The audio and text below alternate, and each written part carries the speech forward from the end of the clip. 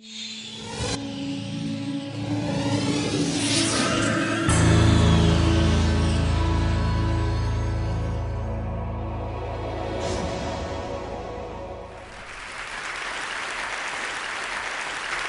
I'd like to show you the future of the way we make things. I believe that soon our buildings and machines will be self-assembling, replicating, and repairing themselves. So I'm going to show you what I believe is the current state of manufacturing, and then compare that to some natural systems. So in the current state of manufacturing, we have skyscrapers, 2.5 years with 500,000 to 1 million parts. Fairly complex, new exciting technologies in steel, concrete, glass. We have exciting machines that can take us into space, 5 years, 2.5 million parts. But on the other side, if you look at the natural systems, we have proteins that have 2 million types, can fold in 10,000 nanoseconds, or DNA with 3 million base pairs we can replicate in roughly an hour. So there's all of this complexity in our natural systems, but they're extremely efficient, far more efficient than anything we can build, far more complex than anything we can build. They're far more efficient in terms of energy.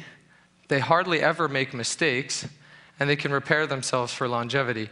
So there's something super interesting about natural systems, and if we can translate that into our built environment, then there's some exciting potential for the way that we build things. And I think the key to that is self-assembly. So if we want to utilize self-assembly in our physical environment, I think there's 4 key factors. The first is that we need to decode all of the complexity of what we want to build, so our buildings and machines. We need to decode that into simple sequences, basically the DNA of how our buildings work. Then we need new programmable parts that can take that sequence and use that to fold up or reconfigure. We need some energy that's going to allow that to activate, allow our parts to be able to fold up from the program. And we need some type of error correction, redundancy, to guarantee that we have successfully built what we want. So I'm going to show you a number of projects that my colleagues and I at MIT are working on to achieve this self-assembling future. The first 2 are the Macrobot and Decibot. So these projects are large-scale reconfigurable robots, 8-foot, 12-foot long proteins. They're embedded with mechanical electrical devices, sensors. You decode what you want to fold up into a sequence of angles, so -120, -120, 0, 0, 120, -120, something like that. So a sequence of angles or turns. And you send that sequence through the string. Each unit takes its message, so -120. It rotates to that, checks if it got there, and then passes it to its neighbor. So these are the brilliant scientists, engineers, designers that worked on this project. And I think it really brings to light, is this really scalable? I mean, thousands of dollars, lots of man-hours made to make this 8-foot robot. Can we really scale this up? Can we really embed robotics into every part?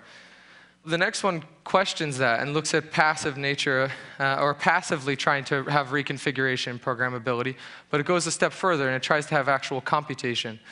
It basically embeds the most fundamental building block of computing, the digital logic gate, directly into your parts.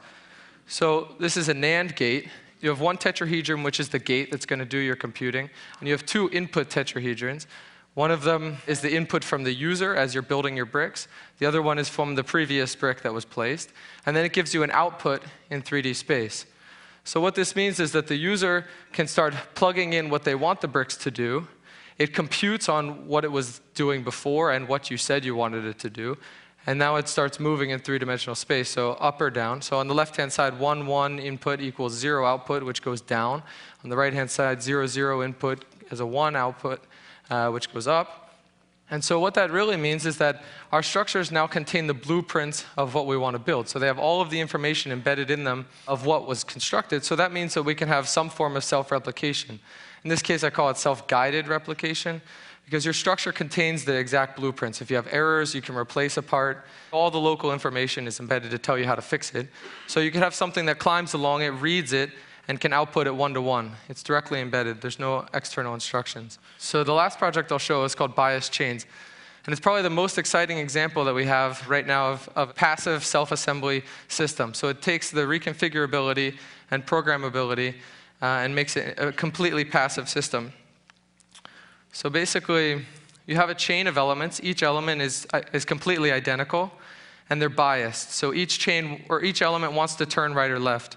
So as you assemble the chain, you're basically programming it. You're telling each unit if it should turn right or left.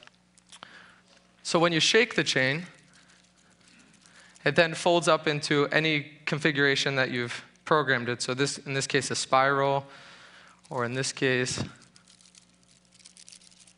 two cubes next to each other. So you can basically program any three-dimensional shape, or one-dimensional, two-dimensional, up into this chain completely passively. So what does this tell us about the future? I think that it's telling us that there's new possibilities for self-assembly, replication, repair in our physical structures, our buildings, machines. That there's new programmability in these parts. And from that, you have new possibilities for computing. We have spatial computing. Imagine if our buildings, our bridges, machines, all of our bricks could actually compute. That's amazing parallel and distributed computing power. New design possibilities. So there's exciting potential for this. So I think these projects I've showed you are just a tiny step towards this future if we implement these new technologies for a new self-assembling world. Thank you.